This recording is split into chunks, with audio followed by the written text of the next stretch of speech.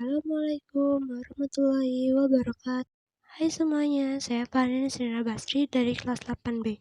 Saya hari ini akan mengulas film yang saya tonton yaitu berjudul Rhythm of Waters. Film Rhythm of Waters disutradai oleh Kim Hyo Jin dan cerita ini ditulis oleh Lee Hee Myung. Film ini dimainkan oleh Park Solomon yang berperan sebagai Ji So-hun, lalu Shin Ye-hoon yang berperan sebagai Oh Chan-mi, dan So Ji-hoon yang berperan sebagai Sok Jae-bum. Suatu hari, ketika saudara kembar yang bernama Park Won-sok dan Ok Chan-mi sedang melakukan video call, Park Won-sok mengungkapkan bahwa ia ingin segera menemui adiknya. Namun, tragedi justru bermula dari sini. Park Won-sok tiba-tiba terkejut karena melihat seseorang di sampingnya dan secara refleks ia membalikkan handphone yang ia pegang. Dan ternyata orang tersebut mendorong Park Won-sok dari ruangan laboratorium.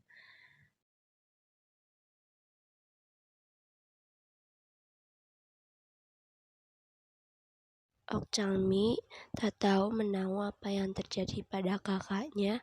Ok Chang-mi hanya tahu bahwa sambungan teleponnya terputus dan Ok Chang-mi mengira bahwa itu terjadi karena susah sinyal.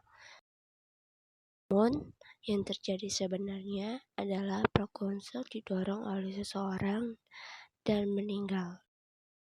Ok Chan-mi adalah seorang atlet tembak yang sedang bertanding di Gyeongnam International Shooting Range, dan Ok Chan-mi memenangkan medali perunggu dari SMA Suyong Busan.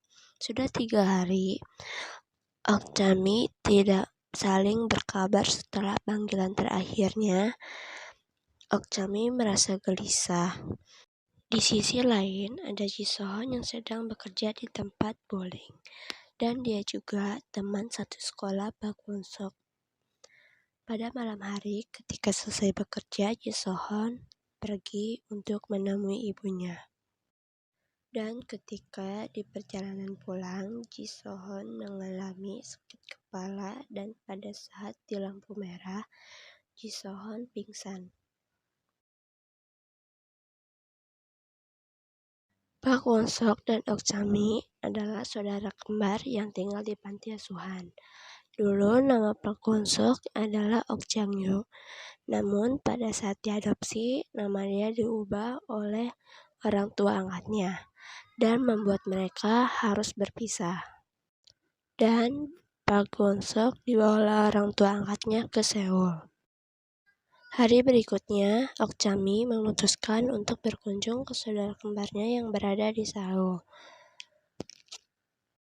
Namun naas, Ok Chan-mi justru mendapat kabar kematian saudaranya. Menurut keterangan orang-orang di sekitarnya, Park Won-sok meninggal karena bunuh diri. Tentu alasan itu meragukan bagi Ok Chan-mi, dan akhirnya dia pergi ke kantor polisi dan menjelaskan semua bahwa kakaknya tidak akan pernah bunuh diri dan meminta polisi untuk menemukan pembunuhnya.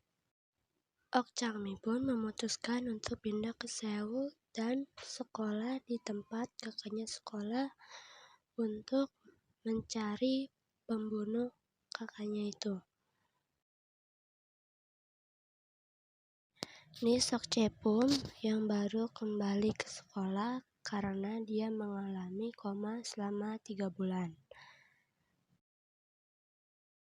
Pada saat jam istirahat, Ok Chan-mi memutuskan untuk pergi ke kantin bersama teman barunya.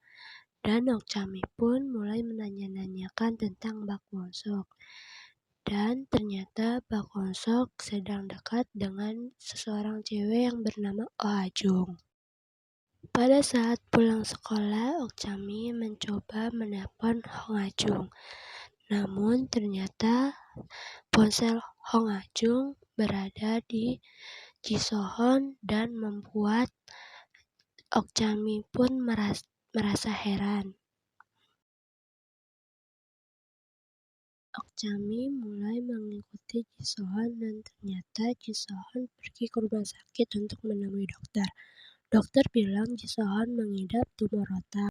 Sisa waktu hidup Jisohon selama 6 bulan lagi atau sampai setahun. Pada hari berikutnya, Okcami memutuskan untuk pergi ke ruangan di mana kakaknya didorong. Okcami terkejut karena tiba-tiba Jisohon berada di hadapannya. Ternyata Jisohon adalah orang yang pertama kali melihat kakaknya jatuh ke bawah dan dia juga yang melaporkan kepada polisi.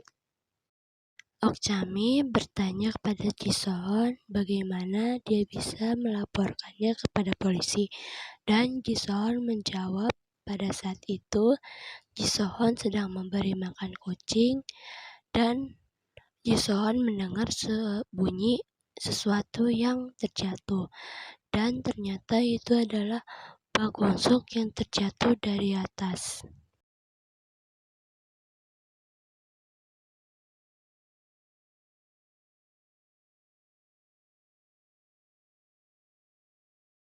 Pada saat di tempat latihan tembak, Okcami diminta untuk membantu Jebum mempelajari dasar-dasar tembak.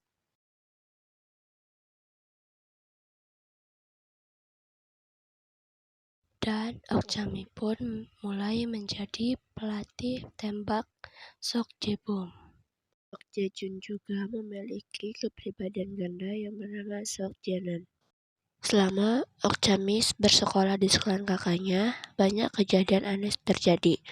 Sampai pada akhirnya Okcami mengetahui siapa pembunuh kakaknya itu. Yang ternyata yang membunuh itu adalah Sok Jebum. Okcami meminta Sok Jebum untuk menjelaskan semuanya.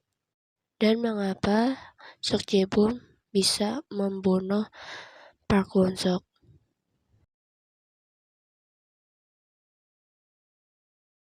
Seperti yang dikatakan sebelumnya, Sok Jebum ini mempunyai kepribadian ganda, yaitu Sok Jejun, sehingga pada saat mendorong Park Won-sok, itu bukan Sok Jebum, melainkan arwah kembarannya yaitu Sok Jejun. Park Won-sok yang mengetahui bahwa itu adalah Sok Jebum, dia pun menanyakan keadaannya. Namun, Sok Jebum ini menjawab bahwa dia akan membalas semua perbuatannya kepadanya. Park Won-sok pun tidak mengetahui apa maksudnya. Park Won-sok pun kaget karena dia tiba-tiba didorong oleh Sok Jebum dari ruang lab. Dan ponsel yang masih terhubung dengan video call itu pun dimatikan oleh Sok Jejun dan handphonenya pun dibawa olehnya.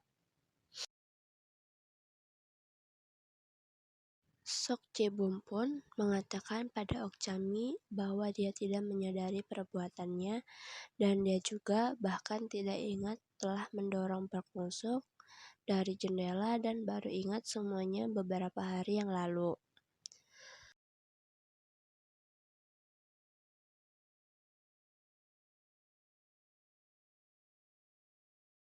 Di sini, Sok Jebum tiba-tiba merasakan mual yang ternyata arwah Sok Jejun yang kembali memasuki tubuh Sok Jebum.